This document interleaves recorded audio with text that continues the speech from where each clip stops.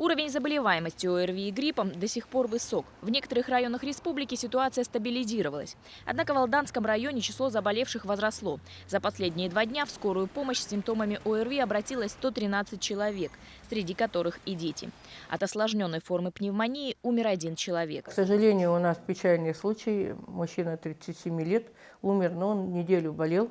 И он у нас пробыл всего 45 часов. К сожалению, там молниеносная форма пневмонии. В связи с повышением уровня заболеваемости среди детского населения с 11 марта в Алданском районе введен карантин, который продлится до 20 числа. Школьникам в эти дни придется обучаться на дому. Дети у нас находятся все по домам. Занятия у нас продолжаются дистанционно. Готовимся, работаем.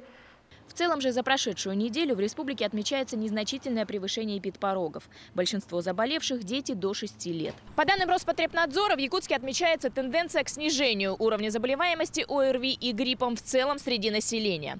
По сравнению с прошлой неделей показатели заболеваемости снизились от 9 до 37% во всех возрастных группах. На территории республики зафиксированы также случаи так называемого свиного гриппа.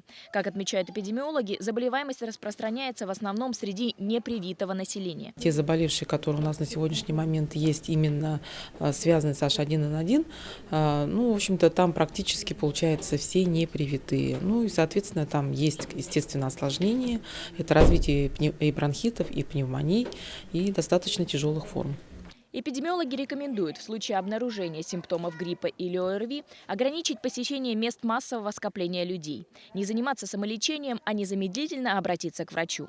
Галина Погодаева, Иларион Федоров, Владимир Ермаков. Вести.